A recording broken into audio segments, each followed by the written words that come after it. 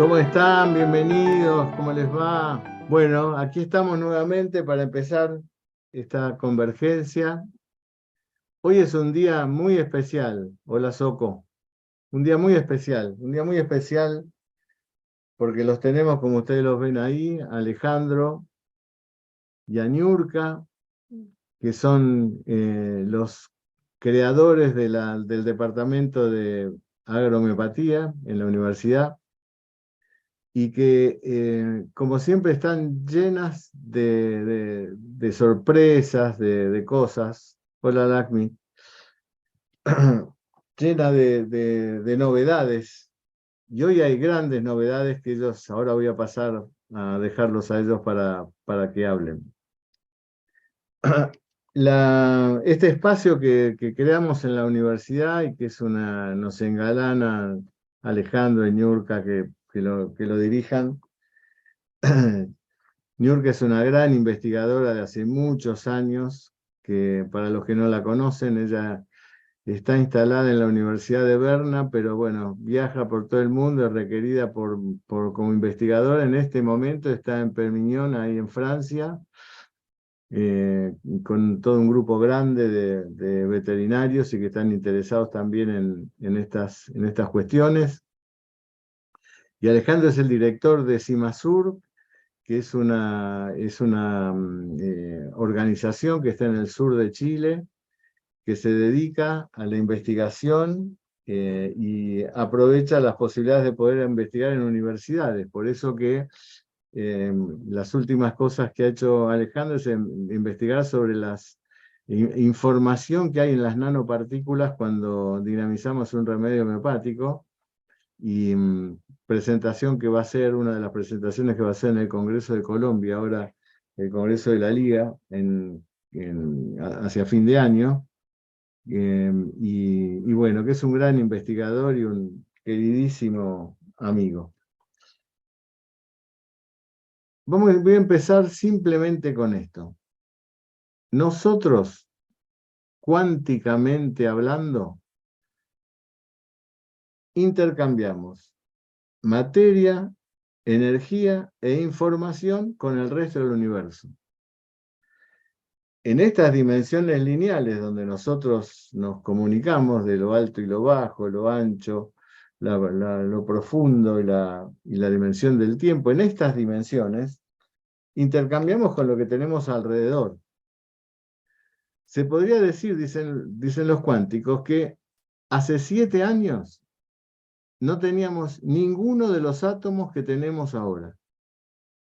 Ninguno de los átomos que tenemos ahora participaban de nuestra totalidad hace más de 7 años. Es decir, en estos últimos 7 años hemos ido intercambiando información, energía y materia con el medio que nos rodea. ¿Quiénes son los que nos rodean? Bueno, en primer lugar, nuestros seres vivos, nuestros animales, nuestros amigos, nuestros vecinos, nuestros vegetales, y en una segunda instancia también con nuestros minerales, porque en ese mundo atómico la vida es atómica. Entonces, esta conjunción de saberes, como le gusta decir a Alejandro, que tenemos que hacer, hace que nosotros, cuando observamos un hábitat, vamos a entrar en agrohomeopatía, cuando observamos un hábitat, no solo tenemos que observar algo del hábitat. Si nosotros vamos a curar un árbol, quizás estaríamos haciendo una supresión, si no si no nos abrimos al otro contexto. Porque un árbol es parte de toda esa totalidad. Y vamos a ver ahora cómo en un ejercicio que hicimos con Alejandro, que me encantó, con un pueblo que tenía determinadas características, cómo podemos hacer un diagnóstico de medicamento en un pueblo, como para comprender qué es lo que se le debe dar a ese pueblo para que vuelva a ocupar su cuestión de orden dinámico. No vamos a medicar a un pueblo, pero sí podemos medicarlo desde la observación de lo que le sucede al pueblo, para decir, esta gente, como va a hablar seguramente Ale ahora, debería hacer tal cosa o tal otra para poder retornar a un orden primigenio, a una armonía. Así que lo que se llama ese título que han creado Niurka y Alejandro de crianza ecológica, tiene que ver con esto justamente, con esta amplitud, de considerar no solo una parte, sino la totalidad. Un veterinario que va a una casa, porque el llamado, porque tiene un perro enfermo, está bien el estudio de ese perro y de toda la sintomatología que tiene ese perro, pero hay que considerar también qué es lo que pasa con los otros animales, con los dueños. Es decir, ese concepto de totalidad que es tan importante en homeopatía, que Hahnemann definió tan claramente y que nosotros tenemos la obligación de ampliar esos conceptos, con toda la posibilidad que tenemos ahora nosotros, que no tenía Hahnemann en su momento. Bueno, hoy es un día muy especial porque Niurka y Alejandro nos van a hablar no solo de los proyectos que hay dentro del departamento, sino de los libros que hay en ese departamento, de los libros que ahora nos dice Niurka que van a ser, todavía no salieron en español y ya hay traducciones para el inglés y para el alemán, ¿no? Así que son libros que supongo yo que van a ser muy exitosos. Así que bueno, los dejo Alejandro y Niurka y yo intervengo cuando ustedes me pidan o si se me ocurre algo que tiene cierta importancia. Muchas, Bienvenidos, como siempre. muchas gracias, Marcelo. Muchas gracias por tus palabras, por lo que has, las ideas que nos has puesto ahí para poder justamente compartir lo que vamos a conversar hoy día. Niurka, te quiero dar la posibilidad primero a ti para que inicies. Sí, gracias Marcelo, gracias Alejandro. Sí, yo estoy muy contenta, estoy en un lugar paradisíaco, aquí no lo pueden ver, no se lo puedo compartir, pero estoy en el medio del bosque, increíblemente. Pero bueno, ya eso tema para otro momento, compartiendo con un grupo espectacular. Y yo creo que es, nada es casual, ¿no? Y tengo que estar aquí por alguna razón que luego pues ya se verá. Y hoy es un día súper especial, como bien decía Marcelo, no solo por eso, sino porque es la primera vez que vamos a hablar sobre este proyecto que idea de Alejandro y luego me lo comunicó y entre Marcelo también aportó y estamos terminando, porque no es un proyecto que todavía no termina y estoy segura que a todos les va a gustar esta idea. Entonces empezamos con la presentación y después al final, después hablamos más, ¿no? Sobre... El título de lo que queremos hoy día conversar con ustedes es cómo entender la realidad de la agricultura en la actualidad. Esto no es una pregunta menor porque yo creo que en la actualidad estamos muy mediatizados en el campo de la agricultura por las crisis. Uno los puede entender de distintas maneras, pero las crisis van organizando el quehacer de la agricultura. Da la sensación de que todo tiene que ser respondido para hoy día y no mirando mucho el futuro. En pos de eso, se van tomando decisiones que también son equívocas y que muchas veces no guardan relación con lo que uno quisiera. Y lo que uno quiere es no generar daño, es generar más bien salud y siempre preocupados por las generaciones futuras. Por lo tanto, lo que nos interesa es tener una agricultura habitualmente actual que responda por la agricultura del futuro, la de nuestros nietos, bisnietos y tantas generaciones más. Por lo tanto, la preocupación habitual nuestra está puesta entonces cómo hacer una agricultura que responda a eso. Y por eso la idea para quien quiere hacer las cosas de esta manera está la pregunta de cómo entender la realidad. ¿Cómo se entiende si vamos, a mí me invitan, por ejemplo, en cualquier parte del mundo, ahora Niurka está en Francia, si a ella le invitan, ¿no es cierto?, lo más probable es que le va a suceder esto, le van a invitar a ver un predio y le van a preguntar qué opina. Entonces, va a depender mucho de los anteojos que se coloque, ¿no es cierto? Eso va a permitir que algunas cosas sean entendidas de una manera u otras de otra. Habitualmente nos pasa que en esta necesidad de dar respuesta para hoy día, se nos olvida tener la calma que se necesita para responder las preguntas profundas, ¿ya? Por esa razón, nosotros empezamos esta discusión que ha sido del grupo, digamos, junto a Marcelo, Miguel, Niurka, hemos ido debatiendo y hemos ido avanzando cada vez más en la idea de este modelo de crianza ecológica que acoge las ideas de la homeopatía y que más bien yo diría se inspira mucho desde la homeopatía, desde los modelos de la homeopatía, para generar entonces un entendimiento, un diálogo con los animales y los vegetales, ¿ya? Y más allá de animales vegetales, con todo el agroecosistema, y no solamente del predio, sino de lo que está en el territorio. Bueno, en ese contexto está este primer libro. Yo le voy a pedir a Niurka que después que hable del segundo, digamos, que es más específico. El primer libro es de crianza ecológica, el segundo libro es de agrohomeopatía. El libro de crianza ecológica es un modelo, plantea estos anteojos, esta manera de mirar el agroecosistema. En otras oportunidades nosotros ya habíamos anticipado de qué se trataba más o menos la idea.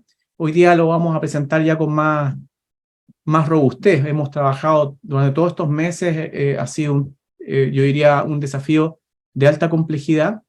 Y básicamente para explicar en qué consiste el libro, en el modelo, porque esto lo hemos convertido también en un plan de formación.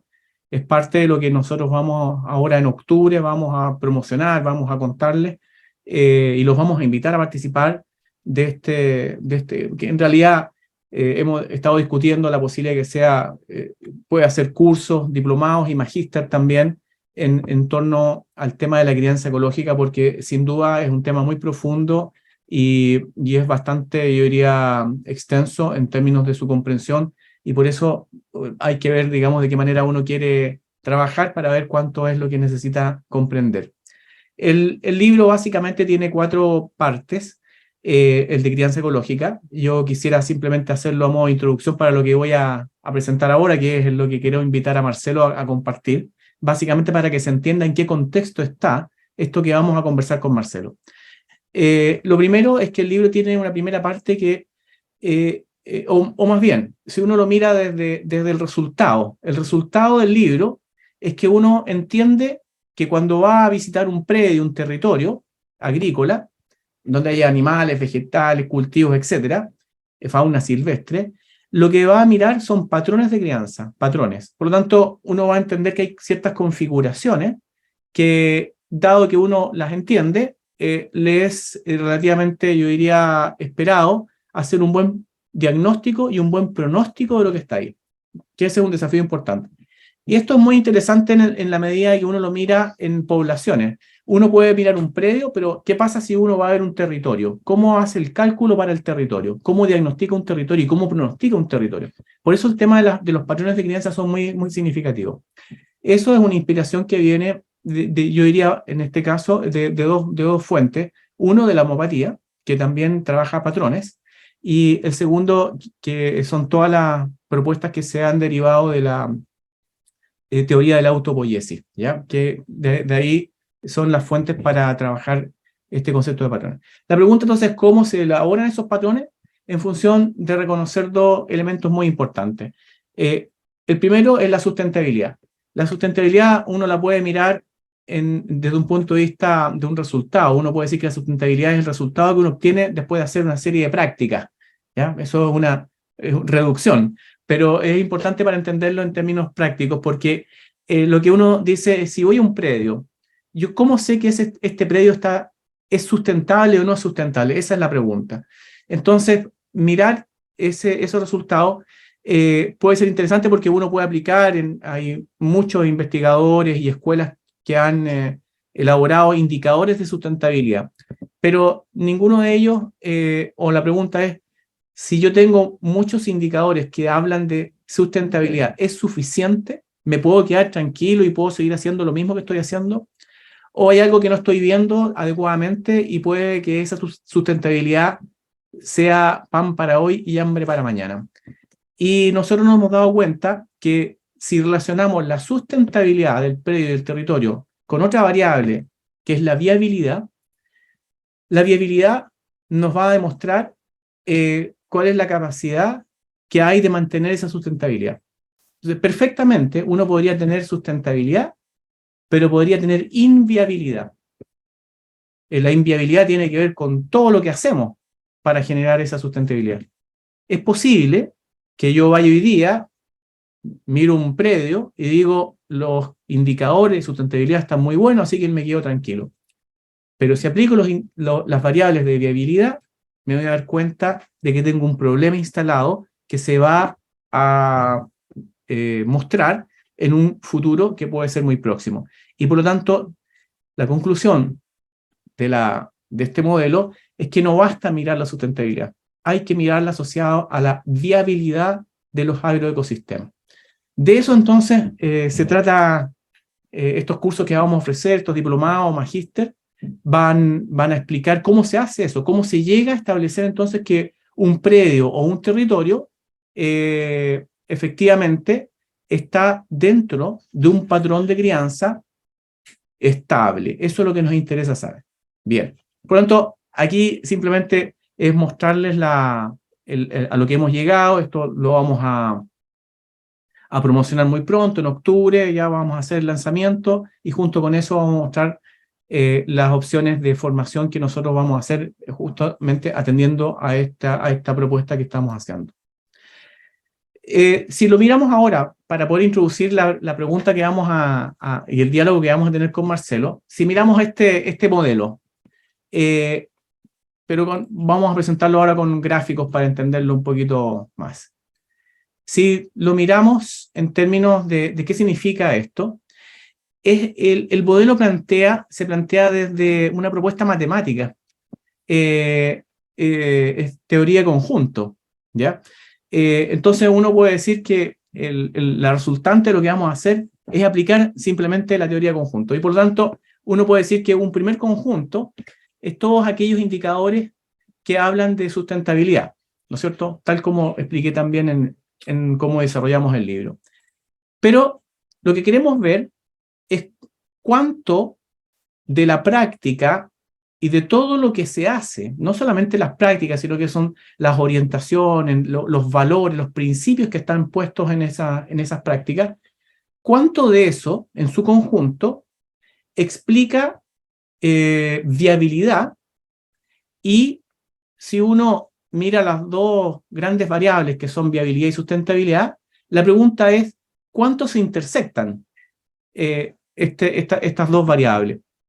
Por lo tanto, vamos a reconocer que hay 4 opciones, no hay más que 4 opciones, y sus transiciones. La primera posibilidad es que hay el total del conjunto de viabilidad se intersecta con el conjunto de sustentabilidad. ¿Qué significa eso? Que todo lo que hago explica lo que estoy viendo. Todo lo que hago explica lo que estoy viendo. O sea, ahí se juntan los dos conjuntos, ¿no es cierto? Hay intersección y por lo tanto uno dice, ahí estoy en una situación muy privilegiada porque el sistema funciona muy bien, es estable. Eso significa, desde un punto de vista de la proposición nuestra, es que es un predio resiliente, es un territorio resiliente. Al otro extremo está la posibilidad de que no hay intersección entre, ¿no es cierto?, todo lo que uno pensaba que podía ser viabilidad y los resultados de sustentabilidad. No hay ninguna relación. Lo que se hace no tiene que ver con lo que se está observando. Y esa situación nosotros la explicamos como crisis. Entonces, todo lo que vamos observando, en el fondo, se explica por un descontrol, y en la práctica, lo único pronóstico que puede haber es que puede terminar en cualquier cosa, digamos, y siempre eso va a ser bastante malo para el agroecosistema, ¿ya?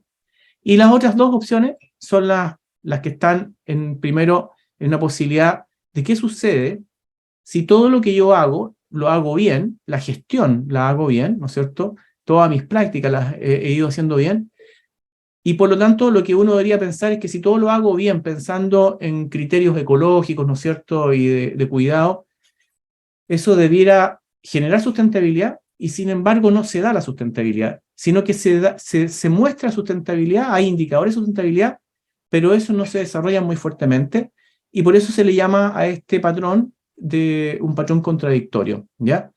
Aparentemente estoy haciendo las cosas bien, pero los resultados no se ven bien.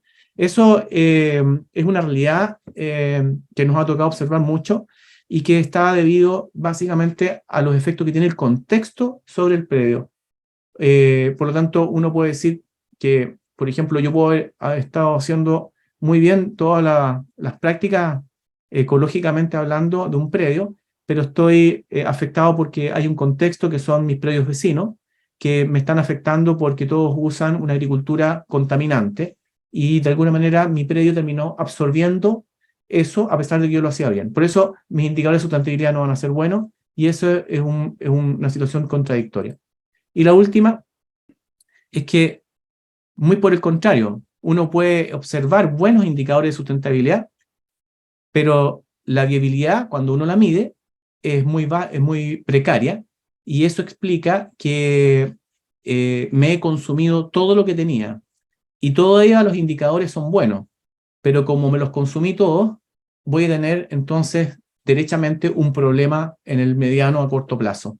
Y por lo tanto, allí estoy simplemente frente a una situación de agotamiento.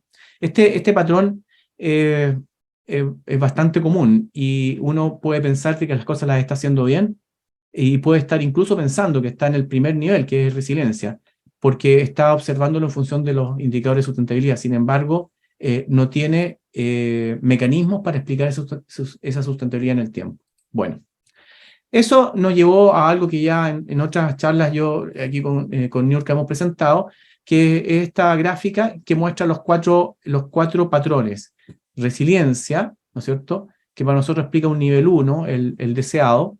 Después un nivel 2, que es de contradicción, donde la viabilidad es alta, pero la sustentabilidad es baja.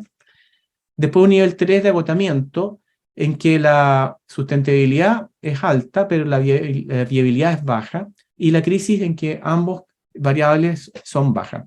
La pregunta que surgió en un momento determinado es cómo se podía medir esto, ¿ya? Porque cómo llega uno objetivamente a establecer, ¿no es cierto?, que tiene un cierto nivel. Y eso, bueno, no lo voy a explicar hoy día, pero sí es parte del desarrollo de lo que vamos a presentar en el libro, es que todo esto es cuantificable y por lo tanto uno puede llegar con bastante objetividad a establecer eso. Voy a mostrar simplemente un ejemplo que es el que vamos a trabajar con Marcelo ahora, y entonces ahora viene la pregunta. No sé si Niurka tú quieres presentar esta parte de la pregunta. Sí, gracias Alejandro. Solamente agregar algo que igual le olvidé al inicio, y es algo que Marcelo planteó, y que al hacer los tratamientos homeopáticos muchas veces, incluso pasa con los humanos, no hay, aparentemente todo lo hicimos bien y no hay un resultado positivo. Y entonces, esto que estamos explicando aquí puede dar la explicación de por qué eso sucede, cuál es la causa, qué no se tuvo en cuenta y por qué el tratamiento, según que lo hicimos todo bien, y no funcionó el tratamiento. Y entonces, bueno, en homeopatía todos sabemos que es necesario hacer una repertorización, y hay diferentes métodos. En nuestro caso utilizamos el método de la homeopatía pura, y muchos nos tildan de locos en humanos, ve pasando cuando hablamos de tratamiento en humanos, y, y nos dicen pues que crees en eso, que eso es brujería, o que si es agüita, o que si es lo que sea. Y entonces imagínense entonces cuando se propone pues los animales, ¿no? Tratar animales. Puede seguir pasando, Alejandro. Entonces, igual hay personas o hay instituciones incluso que pues están en contra del tratamiento, de usar el tratamiento homeopático, e incluso en animales. ¿Y qué más da cuando empezó entonces el auge de la agromiopatía, o a ampliarse más el conocimiento de la agromiopatía? Entonces, pues fue incluso peor, porque entonces más gente es en contra, las personas que usan los químicos, porque hay muchos valores detrás que se están, valores monetarios, ¿no?, por decirlo de alguna manera, en las empresas químicas sobre todo. Y imagínense entonces qué dirán cuando nosotros se nos ocurra hacer la repertorización de un territorio. Entonces, imagínense la envergadura de lo que estamos, de este proyecto o de este modelo del cual estamos hablando, pero es un modelo que es lo que explica la totalidad universal, por decirlo de alguna manera, por darle un nombre, porque tiene en cuenta los seres humanos, los animales, las plantas y todo el medio ambiente y todas las cosas históricas que han pasado en ese lugar, todas las cosas que las personas han ido arrastrando y que todo eso va a influir. Y eso es lo que llevó a cabo y es lo que dio lugar, ese fue el preámbulo para crear este sistema del que estamos hablando o este modelo del que estamos hablando. Bien, gracias, Niurka. Bueno, entonces, para poder mirar entonces esta posibilidad, que resulta en cierta forma, yo diría, extraño, ¿no es cierto? Es extraño plantearse una repertorización de un territorio. ¿Qué significa repertorizar un territorio? Entonces, lo trabajamos en un caso que les voy a presentar ahora, básicamente porque dentro de la literatura, en las investigaciones que en la actualidad se hacen, hay una fuerte necesidad siempre ahora de incluir los procesos históricos en los entendimientos de la agricultura. De hecho, hay muchas publicaciones que están haciendo énfasis en eso. Sin embargo, todavía yo creo que está escasamente desarrollado cómo hacerlo. Se entiende, para decirlo de una manera muy, muy, muy didáctica, esto es como permitir que la historia esté incluida dentro de lo que uno va a analizar, es como un río que trae un flujo, ¿no es cierto? Si yo aprovecho ese flujo, lo que va a suceder es que lo que voy a proyectar hacia adelante va a tener la misma fuerza, ¿ya? No es lo mismo que yo piense que la historia comienza hoy día y no tengo fuerza previa para poder plantear el futuro. Yo sintetizaría así hoy día el interés que hay en incluir los temas históricos, pero eso resulta difícil. ¿Cómo se hace eso? ¿Cómo se incluye lo histórico? Hay una cosa que llama la atención y es que usted recomiendo que lean el libro de Marcelo con el doctor Carrara, que plantean la homeopatía pura. Ese es un libro que describe, bueno, también está dentro de los cursos de la Universidad de Candegave, ¿no es cierto? Eso lo van a encontrar. Pero el libro también está publicado. Entonces, en el libro, justamente hay una parte, voy a irme a una parte muy específica, que habla de cómo incorporar los elementos históricos, ¿ya? Y se habla de la importancia de eso. Y se habla de que un signo, ¿no es cierto?, puede uno estarlo mirando en este instante, pero si ese signo ha acompañado la totalidad de la vida del paciente, supongamos que es un paciente adulto, y ha estado toda su vida presente ese signo no es lo mismo que hubiese aparecido hoy día. El mismo signo cambia si es que tiene la historicidad. Pero puede ser, y así lo explican los autores, y Marcelo podrá hablarlo con mayor propiedad, ese signo, ¿no es cierto?, tiene una historicidad que no se acabó, porque también se pudo haber acabado, pudo haber tenido mucho tiempo y después ya no fue signo importante. Pero ellos destacan que si el signo ha estado presente toda la vida y está presente hoy día, ese es un signo histórico presente. Y le da mucho valor al signo. Eso es lo interesante, le da mucho valor. Pero al mismo tiempo, si ese signo es de carácter mental, aumenta mucho más, ¿no es cierto?, la importancia del signo. Y por lo tanto, esa historicidad que uno busca en el signo está también cruzada con este tema de conocer si es un signo mental, en el caso de un ser humano, o un signo, como se dice en neumopatía, local o particular, ¿no es cierto?, un lesional, que es de una afección de una parte del cuerpo. Entonces, la pregunta que nosotros nos hacemos acá es, ¿cómo hacemos eso mismo? ¿Cómo calculamos la historicidad presente de un pueblo en este caso? ¿Ya? Y resulta que no es fácil calcularla porque si uno dice, por ejemplo, que en un ser humano, más de 2/3 de la vida del paciente considera que un signo sea llamado histórico presente, más de 2/3, la pregunta es cómo se hace eso en un territorio en donde hay un pueblo, ¿no es cierto? ¿Cómo calculo la vida de ese territorio? Y mirando, digamos, los acontecimientos que nos han ido tocando durante las últimas décadas, nos dimos cuenta que si nosotros tomamos, por ejemplo, un solo ejemplo, la deforestación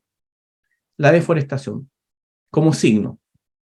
Uno dice, bueno, de la deforestación, yo voy a mi predio y en mi predio yo no he deforestado nada. Entonces uno se podría quedar con el signo, no, ese no es un signo importante porque no se ha deforestado nada. Pero si yo voy y analizo qué ha pasado históricamente en ese territorio, me voy a dar cuenta, y ese es un caso real, por lo menos para el caso chileno, donde yo lo he estudiado muy bien, hay cerca, si uno mira la deforestación, eso ya se inicia por más de 400 años. Llevamos procesos de deforestación que han tenido mayor desarrollo en las últimas décadas. Pero la deforestación se explica porque la intervención de la llegada de los españoles acá implicó limpieza, ¿no es cierto?, de sectores, etcétera, y por las mismas guerras se fue deforestando. Entonces, la pregunta es que si tenemos 400 años, uno puede decir que ahí ha habido varias generaciones que han sido testigos y han incorporado esa dimensión de la deforestación. Entonces, de esa manera, si uno dice, bueno, ¿cuántas generaciones han pasado? Habría que dividir por una generación. Una generación significa la edad que tienen los padres, ¿no es cierto?, cuando nace su primer hijo. Eso es una situación que va cambiando según las épocas. Hoy día está en un promedio de 25 años. Si uno divide 400 por 25, le da una cifra. No sé cuál es la cifra. Supongamos que son 18 generaciones. Significa que hay 18 generaciones que explican que hay un proceso internalizado como sociedad de pérdida de lo nativo. Y de hecho, cuando uno observa desde la llegada de los españoles y las simulaciones que se han hecho hasta el día de hoy, teníamos, por ejemplo, un 60% de cobertura con árbol nativo a la llegada de los españoles en un cierto territorio, y hoy día eso no supera el 30%. Entonces, eso está integrado en la mentalidad de la sociedad. Por lo tanto, si al día de hoy yo tengo, ¿no es cierto?, algo que no está deforestado, sin embargo, está incorporado dentro de mi quehacer el flujo que ha traído la historia.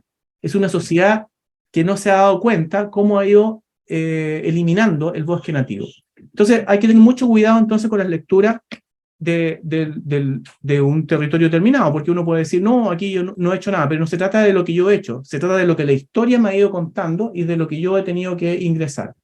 Por lo tanto, desde ese punto de vista, uno podría escoger un montón de acontecimientos y hacer el mismo ejercicio y mirar cuántas generaciones han pasado. De esa manera, nosotros calculamos, y eso es parte de lo que vamos a mostrar en el libro, cuál es la historicidad que tienen los efectos que rondan la agricultura, las que aparecen hoy día último por el cambio climático, los que aparecen productos, por ejemplo, de la economía, etc. Hay una diversidad bastante alta que se los vamos a dejar reservado para que puedan leer el libro. Pero en la práctica uno puede decir que uno sí puede calcular la historicidad presente o si es intermedia. Nosotros hemos calculado que sobre 3 generaciones ya hablamos de historicidad presente. Menos de una generación es un signo actual y entre 1 y 2 es un signo intermedio. Entonces uno efectivamente sí le puede dar valor a los signos que está mirando en el territorio. Bueno, simplemente con ese gran preámbulo que hice es para ir llegando a lo que le vamos a pedir a Marcelo, y es que a nosotros se nos ocurrió medir entonces en función de una experiencia real de agricultura. En este caso escogimos una de agricultura urbana, ¿ya? Hay otras más que les vamos a presentar después, pero hoy día es de agricultura urbana.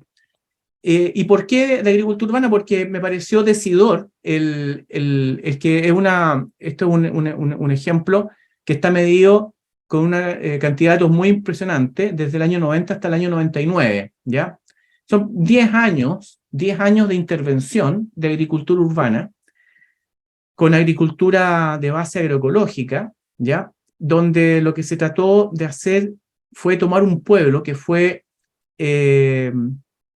devastado económicamente, ¿ya? Las políticas de la dictadura militar permitieron que ingresara la industria textil extranjera, y con eso el pueblo que vivía de la industria textil se desmanteló. Y eso generó que 50.000 habitantes pasaran de un cierto estatus de un momento muy gratificante económicamente a una situación de pobreza extrema, de la noche a la mañana. Y en ese contexto hay una institución en la cual yo participé, que se nos pidió que ayudáramos a las familias a producir su propio alimento, porque no tenían que comer.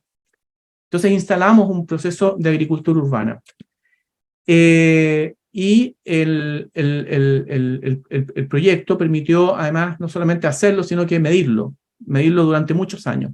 Por lo tanto, pudimos establecer con mucha claridad qué fue pasando, no solamente en los aspectos técnicos, qué pasaba con las gallinitas, los huertos, las abejas, los árboles frutales, todo lo que se iba haciendo en pequeños espacios de 40 metros, 20 metros cuadrados, 60 metros cuadrados, dependía del terreno que tenía la familia, sino que fuimos mirando qué le pasaba a la gente, Bueno, entonces, de esa manera, tenemos una cantidad de datos muy significativos que nos pareció interesante ponerlo para mirar, digamos, qué es lo que sucede en estos programas desde un punto de vista de la homopatía y desde el punto de vista del modelo.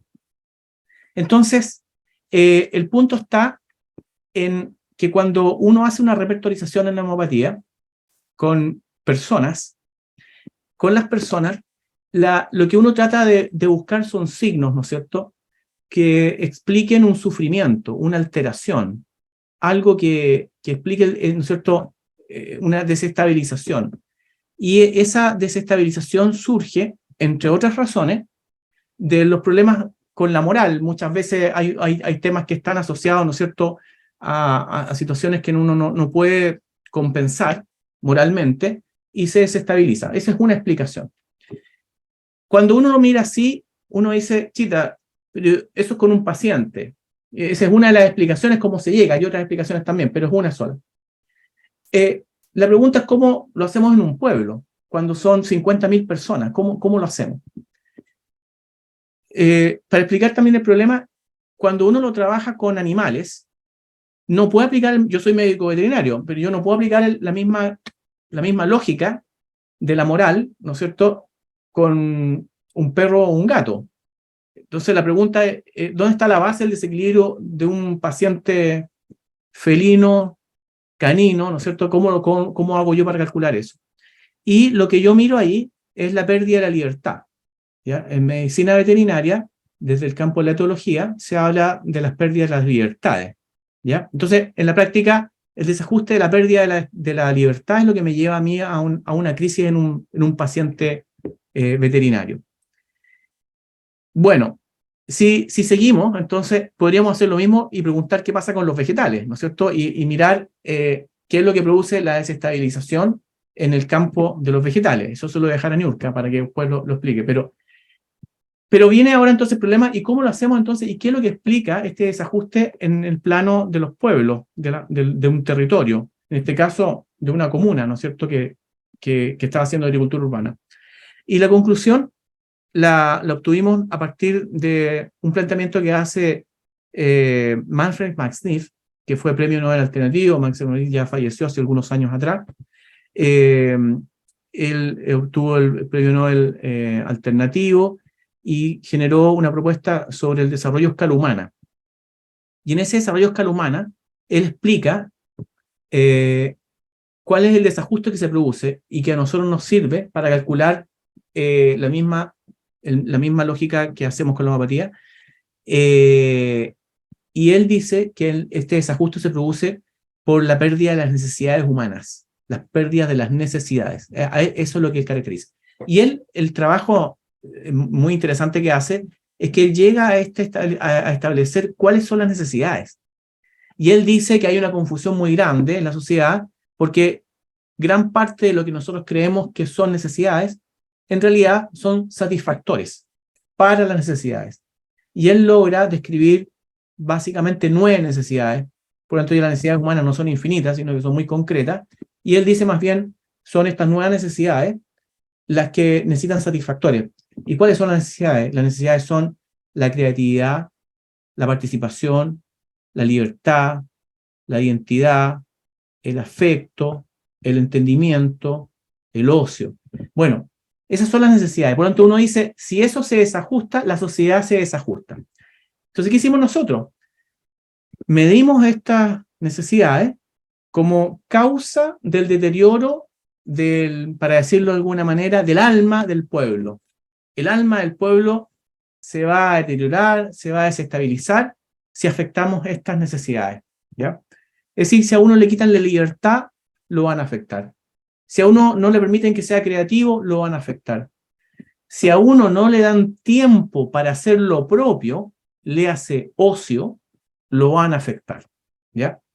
Porque a veces se piensa que ser ocioso es ser flojo, y no es así. El ocio es una necesidad humana, ¿ya? Bueno, entonces a nosotros se nos ocurrió que si mirábamos estas necesidades humanas, las caracterizábamos, entonces podíamos tener los elementos para entender cuáles eran las desestabilizaciones de ese pueblo, ¿ya? Y eso se nos convirtió en un método. Entonces hemos llegado a hacer algunas preguntas, ¿no es cierto? Porque esto, ustedes se darán cuenta de la complejidad que tiene, y hemos establecido entonces que hay ciertas preguntas que se pueden hacer, y de manera muy fácil, muy simple, llegar a establecer entonces cuál es el desajuste, la desestabilización mental que sufre, ¿no es cierto?, un pueblo en este caso, como si fuera una persona. Si logramos hacer esto, entonces vamos a obtener, ¿no es cierto?, la posibilidad de que conociendo cuáles son esos signos mentales que tiene ese pueblo que están en desequilibrio o desestabilizado, vamos a poder repertorizarlo y obtener, ¿no es cierto?, el remedio único. Entonces, esto fue lo que hicimos. Entonces, para poder probar la hipótesis, nosotros conversamos con Marcelo y le dijimos, Marcelo, nos gustaría que repertorizaras al pueblo de Tomé. Así se llama en la región del Biobío, Chile. Ahí vive el pueblo Tomé. ¿Ya? Es un pueblo, ¿no es cierto?, que tiene 50.000 habitantes y que tiene estas características. Mirando desde estas posibilidades, ¿no es cierto?, de mirar qué ha pasado con sus necesidades humanas. Entonces, en la historia, nosotros le incluimos a Marcelo, le hicimos esta biopatografía, ¿no es cierto?, del pueblo, desde que comenzó el tema de la crisis en Tomé, cuando llegó, no sé, cuando se desmantelaron las industrias textiles y el pueblo perdió su economía, y ahí comenzó un proceso de empobrecimiento muy brutal que llegó a más del 55% de la población, y curiosamente, no curiosamente, sino que aumentó el alcoholismo en varones, de manera muy dramática, un alcoholismo que dejó a las mujeres dueñas de casa sin ninguna posibilidad. Entonces, en la práctica quedaron las mujeres prácticamente solas, haciéndose cargo de sus hijos, buscando por una economía que les llevara el mínimo, que era alimento a las casas, digamos. Esa es la historia de Tomé. Esto es una historia que comienza por ahí por la década de los 70, digamos, en 76 por ahí, y se desarrolla con mucha crudeza hacia la década de los 80. Y nosotros llegamos en la década, a fines de los 80, para poder generar estos planes de ayuda que no tenían por dónde tener un buen cauce al inicio. Bueno, con estos antecedentes se lo planteamos a Marcelo. Él hizo un análisis, digamos, de lo que llamamos la malnutrición. Fíjense que lo que nosotros le enviamos a Marcelo está en una hoja, ¿ya? Una hoja. Entonces, también metodológicamente es bien interesante porque significa que uno puede llegar de manera rápida, ¿no es cierto?, a obtener la información que es crítica, la más importante, y trabajos que se demoran mucho tiempo. Hay métodos para esto, por ejemplo, sin homopatía uno también podría hacer este mismo trabajo, pero se demora como 4 semanas a través de los diagnósticos de métodos rápidos, digamos, que se utilizan desde el desarrollo rural. Se incorpora mucha metodología de este tipo. A mí me ha tocado muchos años trabajar con esto. ¿Y cuál es la otra opción? Encargarlo a la academia para que a través, o empresas privadas que se dedican a investigación, que se demoran 6 meses a un año para hacer un diagnóstico que después de un año, obviamente están todos esperando el resultado y no es muy distinto a todo lo que uno puede hacer a través de un método de 2 a 4 semanas por estos métodos rápidos. Pero lo significativo, y para mí que he trabajado mucho tiempo en esto, es que la homopatía a mí me permite generar esto en muy poco tiempo, menos de 2 semanas. Con menos de 2 semanas, sabiendo usar bien el método, puedo obtener la información y hacer un repertorio que me permite entender el patrón. ¿Qué es lo interesante de obtener un patrón? Significa que uno entiende por dónde va a seguir. Es lo mismo que cuando en homopatía uno dice, este paciente es pulsatilla, entonces todos nos ordenamos, todos nos quedamos tranquilos, porque si se sabe que es pulsatilla, sabe lo que ese paciente va a hacer y lo que no va a hacer, sus signos y por qué sus signos, pero además tenemos el remedio. Aquí pasa lo mismo. Si un pueblo es diagnosticado homopáticamente, se sabe cuál es el patrón mental del pueblo y se sabe, por lo tanto, cuáles son las estrategias que uno debería usar. Incluso el remedio homopático que uno debería acompañar a la mayor cantidad de la población, ¿ya? Para justamente abordar este tema. Bueno, Marcelo recibió esta información y comenzó a hacerlo, lo leyó, y bueno, y es parte de lo que yo quiero que ahora él siga, digamos, para que nos pueda contar cómo recibió él esa información y a lo que llegó, porque lo que llegó también se los vamos a poder contar, cuál es el resultado de este trabajo. Marcelo, por favor. Claro. Em, cuando Alejandro me, cuando Alejandro me manda este proyecto y me cuenta qué es lo que le parece a él, y me dice qué se puede hacer. Si partió de esta base, si alguna vez analizaste un pueblo como desde el punto de vista homeopático, pero con el método de la homeopatía pura, no por simplemente las características donde uno puede decir, no sé, los madrileños son tal, los ecuatorianos son tal, no, no, sino puntualmente por los síntomas. Y le dije no, me dijo, bueno, si te interesa podemos hacer este ejercicio, y me lo mandó en un principio. Como todas las cosas, cuando leí la historia del pueblo de Tomé, en principio pensé, bueno, acá no sé, no sé qué se puede hacer, pero no sé si lo puedo comprender desde la homeopatía. Pero después, como me lo pidió Alejandro aparte, y porque sé en las alturas que él anda, digo, no, me lo voy a poner a ver bien, porque me mandó esa carilla que ustedes vieron, no había mucho más, donde había datos. Y entonces empecé a profundizar más en ese escrito, ¿no? Y de entrada, lo que tuve fue la sensación de que si yo encontraba el remedio homeopático que le correspondería a ese pueblo si fuese un uno, iba a encontrar el modelo o el patrón, como dice Alejandro, para poder inferir en ese pueblo de una manera exacta. Es decir, si yo llego a la conclusión que este pueblo ha tenido el drama vital, supónganse ustedes, del Lycopodium, yo sé que lo que primero tengo que hacer para poder ayudar a ese pueblo a recuperar su identidad es ir a generar propósitos con destinos alcanzables, que es lo que necesita el Lycopodium para vivir, un destino, ir hacia algún lado.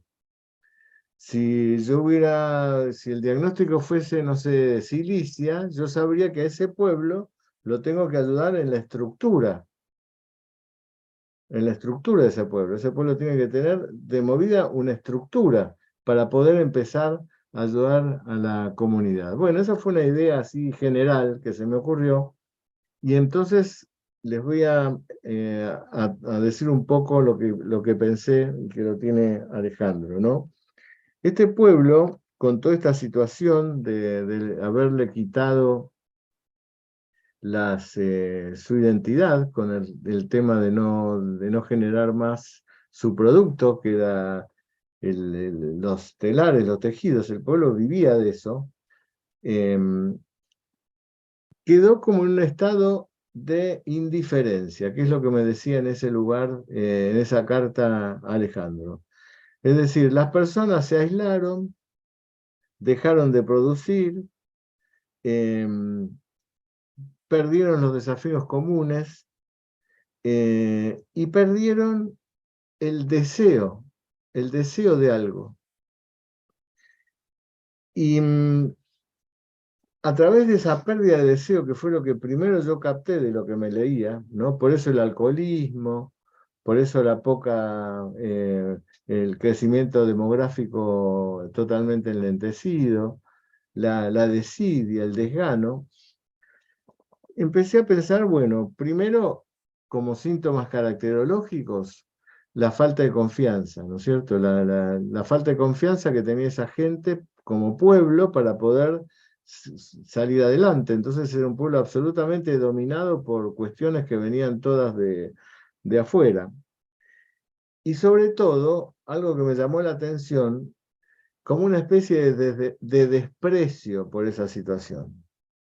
Es decir, no tengo ganas de nada, absolutamente de nada. Me retiro. Eso es lo que yo viví cuando leí lo que me mandó Alejandro, ¿no? Una población que, afectada por toda esa pérdida, se retiró. Y se retiró con todo un sentimiento de impedimento de volver. Entonces no había ningún estímulo para volver a hacer el Tomé que fue en otra época. Miasmáticamente hablando, era como un estado sifilítico, ¿no? Entonces yo tomé 3 síntomas de este pueblo, que fueron los trastornos por ser despreciados, porque bueno, ya no tenía valor toda su cuestión, sus tejidos, etc. Los trastornos por decepción, porque la gente tenía por lo que estaba escrito ahí, esa sensación de, ¿y para qué voy a hacer esto? ¿Para qué? Si no voy a ser tenido en cuenta, ¿no? Y por supuesto los trastornos por pérdida de la posición social, porque ese era un pueblo digno, que se autoabastecía, alegre, contento, como cualquier pueblo que ha generado una dinámica de crecimiento. Entonces, con esos 3 síntomas de la repertorización, que son los 3 modalizados, surgen algunos remedios. Cubriendo los 3, nus vomica, platina y estafisagria. Nus vomica era muy difícil que fuese, platina no tenía esta posibilidad, no me daba ahí la sensación de desprecio hacia los demás que tiene platina, ¿no es cierto? Decir, no, ¿cómo me voy a juntar con esa gentuza? ¿No? Esa es la actitud de platina. Se aísla porque ¿cómo se va a juntar con todos estos que están por fuera de sí mismo, ¿no? Con los otros? Estafisagria es un resentido con una gran sensación de injusticia, de trastornos por la injusticia, con la cólera reprimida. Y a mí me pareció que en este pueblo estaba todo apagado. No había reacción. En ese cuadro tan fantástico que hace Alejandro, ¿no? Estaba en un estadio 4, ¿no? En el agotamiento, ¿no? O sea, ya se había producido la crisis, ¿no? La crisis final. O sea, al final del agotamiento, ¿no? Primero la decepción y después el final del agotamiento. Ahí estaba en el polo opuesto a la resiliencia, ¿no? Era un pueblo que no podía ser resiliente. Por eso, ¿qué le pasaba? Se iba quedando cada vez más cada vez menos gente, cada vez menos nacimientos y cada vez más separación de la gente. La gente ya no se reunía más, no había festejos, la gente se iba a las casas, se emborrachaba, ¿no? Y bueno, y entre los que cubren dos síntomas, que hay varios remedios, aparece aurum, ¿no? Como remedio. Entonces empecé a pensar ya en este pueblo como si fuese aurum. Aurum es, para tener la idea de quién es aurum, hay que tener la idea de que la sensación más profunda que tiene aurum es que no es más oro, no es más oro. Fue oro, pero no es más oro.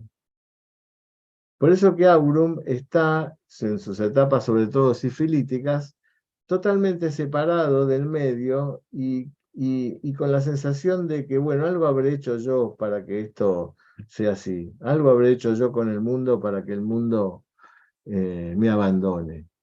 Y entro en ese estado así individual, de separación, ¿no? De tristeza, de abandono, como es la que tiene aurum.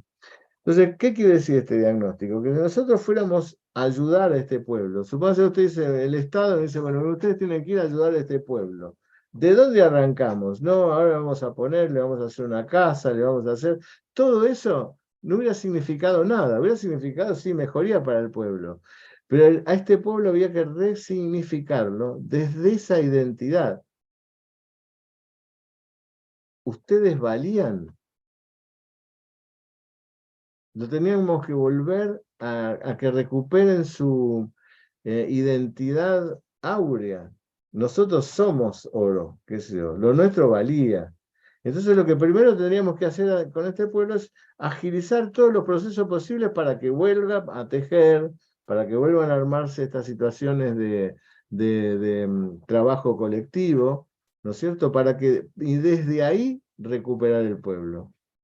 Porque ese es el centro de la cuestión. Por más que le pongamos, forestemos, le demos animales, pongamos las casas, le pongamos más agua, le demos más alimentos, no vamos a poder seguramente rescatar esta posibilidad de ayuda. Entonces, lo que propone Alejandro con estos diagnósticos, que parecen muy descabellados, y cuando uno los analiza no lo son, es dar en el centro, ir al centro de la cuestión. ¿Cómo ayudo a esta comunidad? Y las comunidades son todas diferentes, con necesidades diferentes. Y vuelvo a este esquema que da Alejandro, que es fantástico. Yo lo estoy tratando de aplicar en lo humano, ¿no? En mis pacientes. Fíjense, estos pacientes habían perdido todo, habían perdido la creatividad, la participación, porque estaba cada uno en su casa, la libertad, que ya no la tenían, la identidad, como estamos hablando, y la afectividad, ¿no? Todo en menos. En esos patrones de necesidad, ¿no es cierto?, que nos cuenta Alejandro, todo en menos, ¿no?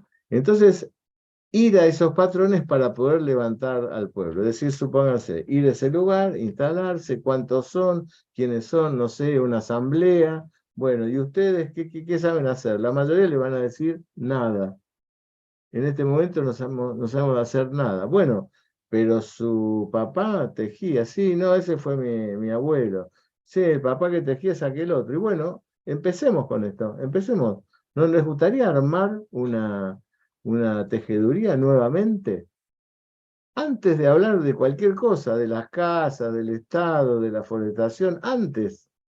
Porque eso va a surgir necesariamente después de ese nuevo ordenamiento humano donde este pueblo recupere su propósito vital, su sentido de vida, ¿no? Que era ese resplandor que los hacía tener un espíritu colectivo enorme.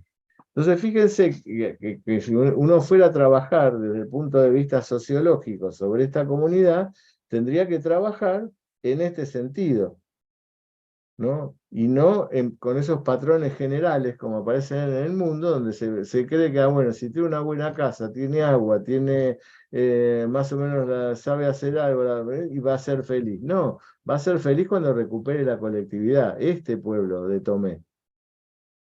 que ahí es donde fue golpeado este pueblo de Tomé, ¿no? En este espíritu de participación comunitaria que tenía y lo mataron, ¿no? Y algún aurum habrá entre todos esos, seguramente, en todos esos, en todas esas personas, ¿no? Porque de alguna forma el patrón general debe repetir o emular a patrones individuales, quizás los más representativos de ese lugar, ¿no? Y esa también fue otra cosa que pensé. Debe haber habido personas ahí, aurum, como los necesitados de aurum, con características de aurum, ocupando lugares muy significativos para que el pueblo en conjunto haya tomado esta caracterología vital, ¿no? Así que me encantó el trabajo a mí en lo personal, me gustó muchísimo, me hizo pensar muchas cosas, porque estamos hablando de un pueblo, de cómo ayudar a un pueblo con el conocimiento de la homeopatía, ni siquiera con el remedio, y eso es maravilloso y absolutamente inédito. Ayudar al otro nada más que por el conocimiento que tengo de lo que sucede, ¿no? Y eso sería buenísimo si lo pudiéramos, si se pudiera llevar adelante, ¿no? Bueno, ¿cómo ayuda a este pueblo, no sé, que vive en una de las miserias más profundas de África? Y bueno, tengo que ver todo lo que sucede ahí, porque a lo mejor alguno necesitará nada más que lo cuiden, que lo apoyen, que vayan afectivamente a hablarlo, porque a lo mejor responden al patrón de pulsatilla. Y otros ayudarlos a que rearmen su estructura, porque necesitan, el diagnóstico fue de Cilicia, y no necesitan ese apoyo, esa ayuda así incondicional, porque Cilicia se siente humillado si no puede él resolver las cosas. Por eso que depende, por su inseguridad, pero no quiere que hagan las cosas por él. Y Pulsacida tiene que ser acariciado en sus esfuerzos. Esta Fisagria no burlado. Cumplir con el compromiso. Nusbómica, si necesita valores de justicia universales. Ayudar a este pueblo que necesita Nusbómica para que con lo que hace pueda levantar banderas universales de justicia. Bueno, etcétera. Nosotros conocemos los remedios homeopáticos y las diferentes miradas. Bueno, eso será seguramente en los diferentes lugares, ¿no? Así que bueno, eso desde mi lugar, lo que pude aportar, ¿no? Alejandro, me hiciste pensar, me hiciste trabajar, te lo agradezco, igual. Al contrario, soy yo el agradecido porque una de las cosas que yo me hubiese servido mucho es haber tenido esta experiencia antes de haber estado en ese programa, justamente porque voy a presentar cuál es el epílogo de lo que sucedió ahí, pero claramente haber entendido de esta manera hubiese evitado la pérdida del programa, porque ese programa después quedó también discontinuado, pero generó también pérdida de lo que se había hecho, después de 10 años, imagínate, en mucho tiempo. Entonces, solamente para mostrarles eso, vuelvo a la presentación, y tal como decía Marcelo, si uno mira esto, bueno, en función de los cuatro patrones, ¿no es cierto?, de resiliencia, crisis, agotamiento, contradicción, sin duda, tal como lo dice Marcelo, este es un pueblo que llegó a la crisis, estaba en resiliencia y saltó abruptamente a la crisis. Ahí estaba. Cuando a mí me toca, miro el efecto que se produjo tras el apoyo que tuvo desde la institución que nosotros teníamos para apoyar este proceso, lo que logramos medir fue todo lo que se logró en sustentabilidad en ese programa. Por lo tanto, cuando uno mira sustentabilidad en ese caso y uno está pensando en que es un programa que se le pidió, el mandato hacia el programa era alimentar a la población. y se generó alimento a partir de suelos que eran muy malos, que no tenían, estaban también abandonados, porque la gente se vivió mucho, se soltó todo, ya ni siquiera tenía, ¿cómo se llama?, en los patios de las casas un jardín, estaban perdidos. A partir de esos suelos perdidos en crisis, donde no habían prácticamente indicadores de sustentabilidad, en 10 años se llegaron a tremendos indicadores de sustentabilidad. El suelo se convirtió, como dirían los agrónomos, en clase suelo 1, suelos pero espectaculares, con una cantidad de biodiversidad. O sea, por donde uno mirara el programa tenía indicadores de sustentabilidad. Y, como yo decía, en el modelo hemos aprendido a mensurar esto y logramos medir eso, y tiene un nivel 7. O sea, desde un punto de vista de la sustentabilidad de ese programa, después de 10 años de intervención, después de esa crisis tremenda que vivieron, llegaron a nivel 7 en sustentabilidad. Uno con eso se hubiese quedado tranquilo. Pero cuando aplicamos los indicadores de viabilidad, midiendo todas las variables que están consideradas, fíjense que alcanza solamente hasta nivel 3. Nivel 3. Y por eso, la primera lectura que hay que hacer de esto, a pesar de que uno dice, bueno, está en el nivel 3 de agotamiento, uno podría decir está en nivel 3, sí, pero este programa venía del nivel 4 de crisis, que avanzó hacia el nivel 3 de agotamiento. Por lo tanto, uno puede decir, esto iba bien, o sea, generó un gran impacto en sustentabilidad, pero más bajo en viabilidad. Si yo hubiese sabido en ese tiempo que el programa era Aurum, que ese es el punto que sé hoy día, me hubiese preocupado para asegurar que evitaba que si la institución que lo apoyaba a este programa se iba, no tuviese que pasar la pérdida completa del programa. Claro, porque después de 10 años estamos hablando en un contexto de la cooperación internacional, por lo tanto teníamos fondos de la Unión Europea, habían fondos nacionales, etcétera, pero Chile en un momento determinado fue reconocido como un país casi del primer mundo, y por lo tanto las agencias donantes dejaron de entregar fondos y se acabaron los financiamientos, también de manera muy abrupta. Ahí el gran afectado fueron las ONG, como la que yo también participaba, y fuimos nosotros ahí los expulsados, ahí salimos.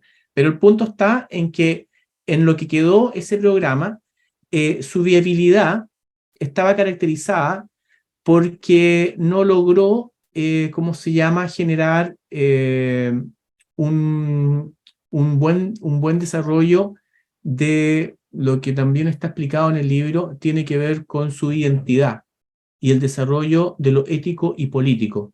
Eso no fue bien desarrollado. Cuando eso sucede, significa que hay alto compromiso de la viabilidad. Porque, para decirlo muy simplemente, si uno no sabe para dónde ir, es muy difícil que pueda llegar a buen término, porque no sabe hacia dónde va. En un programa de desarrollo, cuando quien sabe hacia dónde se va es la ONG que está ayudando, pero la ONG no hizo o no alcanzó a hacer, para no ser tan, ¿cómo se llama?, castigador con la ONG que yo trabajaba, cuando la ONG no es capaz de transferir, ¿no es cierto?, esa capacidad que tiene que estar en el propio pueblo, ¿no es cierto?, si la ONG termina su función, se acabó la identidad y se acabó, ¿no es cierto?, toda esta función ético-política que es necesaria para que esto pueda continuar. Y efectivamente eso sucedió. La ONG se fue y quedó abandonada nuevamente. Y eso volvió, ¿no es cierto?, a una situación un poco distinta a la original, porque no es que esto haya vuelto a lo mismo, pero se desarticuló, se desintegró y se perdió el programa, ¿ya? Si hubiese sabido que era Aurum, hubiésemos trabajado en función de esa posibilidad. Como no éramos conscientes de eso, entonces se perdió esa posibilidad, ¿ya? Pero de un punto de vista... Perdóname que te interrumpa porque se me ocurrió una cosa. Sí. Fíjate qué interesante, ¿no? Porque había aumentado la sustentabilidad por todo lo que el trabajo que se hizo, pero se llegó como un límite, porque al no considerar esto que estás considerando vos ahora con Aurum, no se hizo más viable el proyecto. Exacto. Y se estancó. Exactamente. Bueno, esa es una buena observación. Exactamente. Qué interesante. Bueno, eso yo creo que es lo que permite una mirada mental, para ponerlo en otro concepto. Es una mirada de un proceso mental. que no es lo mismo a una mirada más técnica del desarrollo rural, que más bien busca propósitos muy técnicos, como por ejemplo, ¿cuál es la diferencia entre poner homeopatía y no poner homeopatía como modelo? Es que si uno lo mira tal como está diseñado, el objetivo nuestro era producir alimentos. De un punto de vista de la homeopatía, me lleva a un plano mucho más profundo, que es el proceso mental, y me dice, sí, es verdad que usted quiere producir alimentos, pero si usted no se hace cargo del proceso mental de este pueblo, usted va a volver a tener hambre. Eso es lo que le va a pasar. Eso es lo que anticipa la homeopatía. Eso es lo que hace, le da riqueza al entendimiento de lo que está sucediendo. ¿Ya? Y sucede lo que está diciendo Marcelo. Efectivamente, esto no creció más porque ya tenía, ¿no es cierto?, el problema de su viabilidad, que no creció a la misma tasa. Si uno mira en los 10 años, ¿no es cierto?, fíjense que aquí se alcanzó prácticamente un 70% y acá prácticamente un 30%. Claramente los énfasis no fueran distintos. Y eso no es menor porque en esos tiempos las ONG éramos preparadas para asumir lo técnico, no lo social, no el entendimiento profundo. La espiritualidad no era el objetivo. Los temas políticos no eran el objetivo. El campo de lo ético no era el objetivo, era el alimento. Ustedes se fijan cómo entonces la viabilidad no tiene mucho tiraje, justamente por lo mismo. Bueno, eso entonces es lo que permite ayudar a establecer esto. Voy a dejar de compartir. Y bueno, la idea entonces es que lo que hemos aprendido, para volver al origen de esto, es que en este modelo hemos aprendido a mirar la totalidad. Esa pregunta la indujo Marcelo en unas primeras de las discusiones que tuvimos junto con Niurka, cuando le presentamos esta idea del modelo. Y justamente creo que la palabra que ha iluminado todo el desarrollo de este libro es la palabra totalidad. Porque justamente en la medida que uno comprende de qué se trata la totalidad, entonces va a entender que no puede abandonar ninguna manera de tenerla siempre en forma clara. Si uno cree que su totalidad es la parte, entonces siempre va a estar perdido. ¿Ya? Aquí lo importante es cómo uno absorbe esa tan alta complejidad. Quizás por eso mismo le tenemos miedo a la totalidad, porque es complejidad. Uno la complejidad lo asocia a lo complicado. Dice, esto no es para mí, esto es demasiado. Lo que hemos hecho en el modelo es simplificar. También eso es un aporte que ha hecho Marcelo con el doctor Carrara, porque fíjense que lo que Marcelo hace en su libro, cuando habla de la homeopatía pura, habla de la repertorización inteligente. ¿Qué significa eso? Significa que ustedes se dieron cuenta de que no toda la información es necesaria para llegar a la misma decisión, sino que es una parte de la información. Pero la pregunta es, ¿cuál parte de esa información?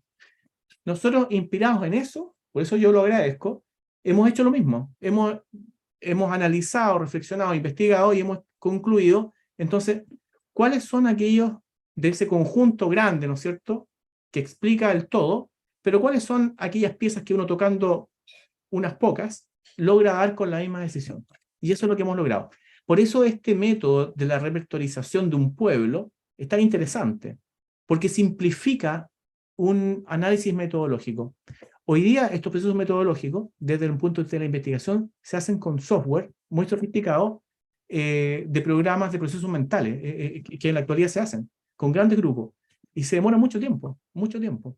Y con homeopatía, para no ser arrogantes, digamos, voy a hablar siempre, en muy poco tiempo se logra lo mismo. ¿Ya? Claro.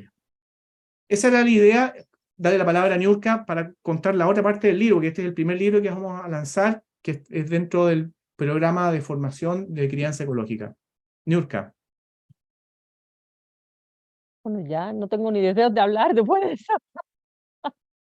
Espectacular. Y solamente agregar que igual esa es la razón por la cual tanto para humanos, para animales y para plantas, no va al consultorio la enfermedad, va el enfermo, porque hay que analizar la totalidad. Y eso es lo que la gente no ve. La gente, cada vez que la gente pregunta, no, porque la planta tiene tal cosa, señor, ese tal cosa no es lo importante, sino todo, la totalidad.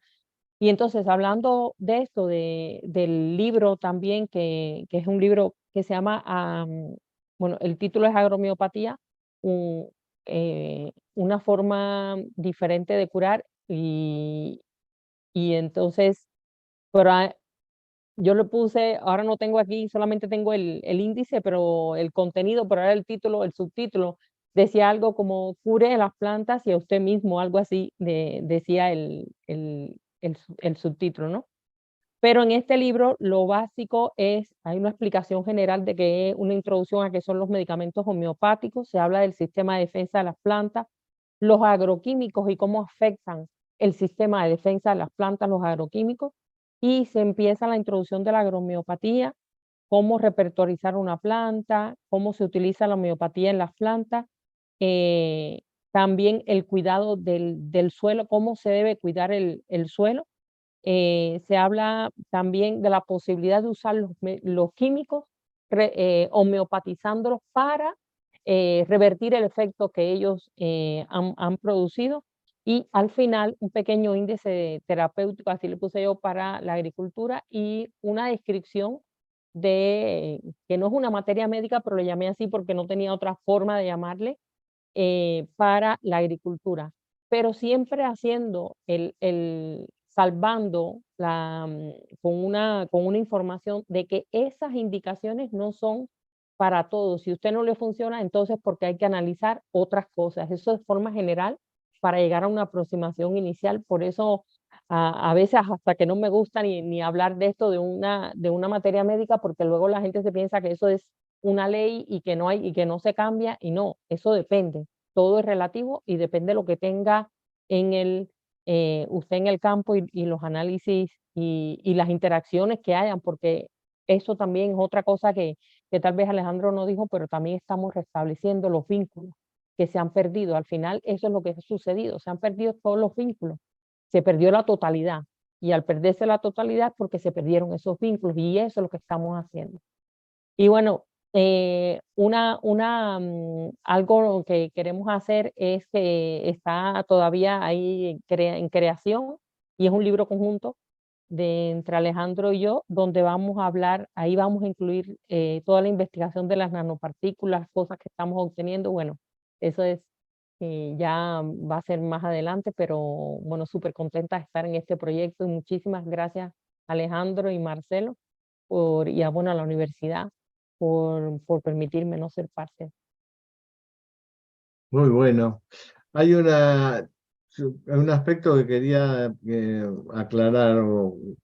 Supóngase que tuviéramos que ir, nos dicen, bueno, vayan a veterinarios, agrónomos, etcétera, sociólogos, a ver cómo se hace para resolver este problema de Tomé. Porque los dejamos, no los vimos más, se acabaron los subsidios. Eh, ¿Qué planteo haríamos? Bueno, lo primero es esto que hemos hablado, ¿no? Con la gente, que es en esa situación de complejidad, el sistema más complejo es el humano. De ese sistema de totalidad, el más complejo es el humano. En segundo lugar vienen los animales y las plantas. Entonces después de haber hecho el diagnóstico, general de Aurum, como si fuera el genio epidémico, ¿no es cierto? El remedio del genio epidémico. Bueno, a ver cómo reaccionaron los diferentes animales. Animales que se manejan en grupo y animales que se manejan individualmente. Una cosa son los perros, que están más cercanos al hombre, que tiene un nivel de complejidad más complejo que una vaca, que se mueve en el conjunto de las vacas, y ver cuáles fueron sus reacciones. Y ahí vamos a encontrar también individualidades, ¿no? Que la totalidad de las vacas en realidad no, casualmente engordaron más, qué sé yo, se hipertrofiaron, etcétera, no sé, por ahí necesitan tuya. Y el perro de esta persona que está en ese lugar necesita otro remedio. Pero todo en comparación a la reacción general de ese primer diagnóstico que hicimos. ¿Qué pasó con la forestación? Y las plantas se quedaron, yo siempre digo lo mismo, mi mujer, Marta, parte de su vida es su contacto con el jardín. ¿no es cierto? Es así, porque le encanta, le gusta muchísimo. Nos vamos nosotros de vacaciones, cuando vuelve el jardín, todo caído. Y a los que se quedan, pero los regalos, sí, regamos, pues sí, hicimos todo, pero no estaba Marta. Esa es la realidad. Y ese es el abandono que sufría el jardín. Bueno, esto es lo mismo que pasa con los vegetales, ¿no? En esa trama vegetal que andás a ver por debajo, debajo de la tierra, donde está el cerebro, donde dice Niurka, que eso a mí me cambió la película de, lo, de todo, porque yo cuando pensaba, no sé, en un jardín es del pasto para arriba, qué sé yo. No me puse a pensar que los cerebros estaban abajo del pasto comunicándose, ¿no? Las plantas hablan desde abajo, debajo de la tierra, ¿no? Eh, y bueno, habría que ver en ese lugar qué pasó ahí, cómo vivió esa situación, que el sistema más complejo de ese sistema era el hombre, entró en este estado de abandono. Que como decía uno de ustedes, a este pueblo le falta cólera, por eso no puede ser esta fisagria el remedio. Le falta cólera, la cólera reprimida que tiene toda persona que necesita esta fisagria, ¿no? Por eso elegimos Aurum como remedio. Pero bueno, fíjense que es una manera de encarar las cosas, como dice Alejandro, mucho más simple, mucho más rápida y mucho más sencilla para decir, bueno, vamos a operar con este pueblo y vamos a operar de esta manera. A la gente hay que estimularla de esta manera, hay que hacer determinadas cosas, con los animales otra, con las plantas otra. Entonces, en esa diversidad es la que el conocimiento de la totalidad, que es un conocimiento complejo, como dice Alejandro, eh, eh, podemos establecer una acción productiva, ¿no? Porque si no, yo lo que me he dado cuenta que los esfuerzos que por ahí que hace el hombre, que son muchos, hay mucha gente que quiere hacerle bien a la humanidad, al planeta y demás, y se traban porque solucionan cosas parciales, ¿no? Cosas parciales, ¿no? Y se quedan en una sola cosa. Entonces, ¿qué pasa? Aumenta la eh, aumenta la sustentabilidad y las personas están mejores, esa situación mejor y demás, pero en algún momento se hace inviable porque estamos actuando parcialmente. Entonces la gente se desanima, los que apoyan también se desaniman y queda todo ahí perdido, ¿no? Como pasa acá en la Argentina, ¿no? Que hay algunas zonas donde hay pueblos indígenas, donde hay serios problemas con el agua, entonces con esfuerzo ahí se pone agua. Y bueno, después esa misma gente que sigue siendo pobre, pero con agua, está bien. Sin agua no se puede vivir, pero hay algo más que observar ahí. Hay que ver ese pueblo Wichi que está totalmente alejado de cómo vive esa separación del blanco, digamos así, del hombre blanco, como nos miran ellos, ¿no es cierto? A ver cómo lo viven, qué cosas ancestrales han venido trayendo como signos propios de identidad, para decir, bueno, si es el pueblo Wichi, no sé, es Cilicia, vamos a darle estructura para que ellos hagan. Bueno, miren, nos vamos a instalar ahí, le vamos a enseñar determinadas cuestiones, cómo se hace esto, cómo se hace otro, pero los que hacen no son ustedes, ¿eh? Nosotros no vamos a hacer nada, le vamos a enseñar a cómo hacer, lo demás lo hacen ustedes. Si silicia es el remedio del diagnóstico, seguramente eso va a ser maná para ese pueblo. Y si es pulsatilla, como dice, no, vos quedate, ustedes quédense tranquilos que nosotros vamos a estar siempre acá con ustedes, siempre para acompañarlos. No lo vamos a dejar solos, los vamos a ayudar. Si nos necesitan, vamos a estar siempre. Esa cosa afectiva que necesita pulsatilla para poder generar vida y libertad. Entonces, ese conocimiento es maravilloso.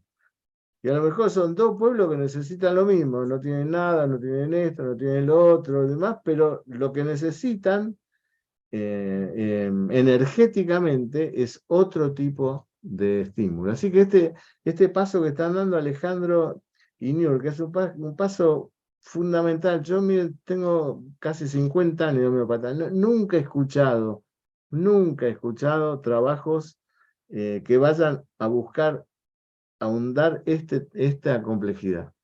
Y no hay nada escrito. Así que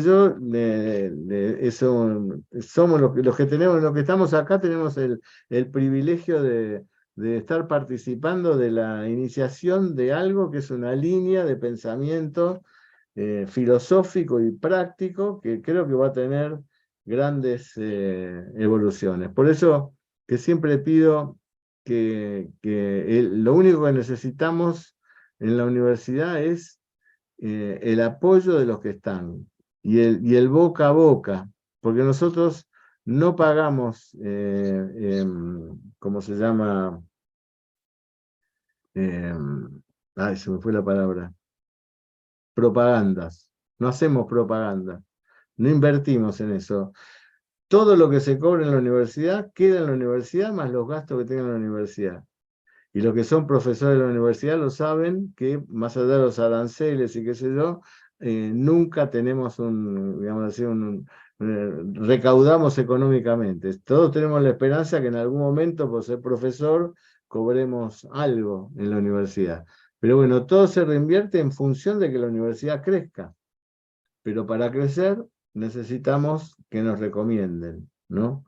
Que nos recomienden. Yo creo en este espacio de convergencia que creó la universidad y espero que este departamento de impregnologías, de agrohomeopatía, crezca como lo crecen los otros departamentos de la UCE, ¿no? De la Universidad Candegave. Así que muchas gracias, Niurka y Alejandro. Tenemos gente de muchos lugares. Eh, Está Ramón López de Cuba, así que bienvenido. No te había visto antes, Ramón. Bienvenido a estos espacios y ahí abrazos a los amigos cubanos con los que participé tanto tiempo y a los que quiero tanto. Y acá la tenemos a Niurka como la representante de ustedes. Bueno, preguntas, hay pocas. ¿Quieren hacer alguna conclusión final? ¿Cómo hace la persona para entrar en el departamento de agrohomeopatía o de crianza?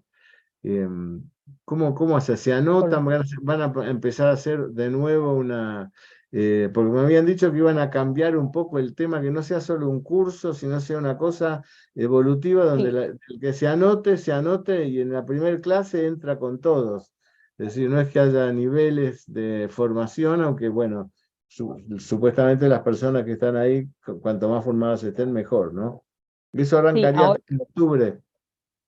sí, ahora lo que vamos a hacer tenemos planificado hacer 2 talleres para empezar, para como dar el empujo, el impulso inicial, pero para el año que viene va a ser realmente el programa ya completo, que va a ser por diferentes partes.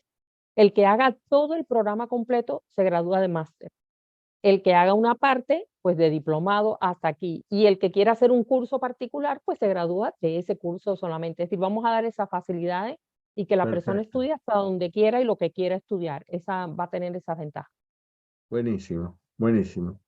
Y bueno, Alejandro, te dieron un lugar importante en el Congreso de la Liga Médica Homeopática Internacional, que se va a estar en Colombia, así que seguramente nos vas a representar como vos sabés. Te deseamos la mejor de la suerte y bueno, críticas vamos a recibir, pero si no las recibiéramos, quiere decir que estamos equivocados. Así que las críticas, bienvenidas que sean.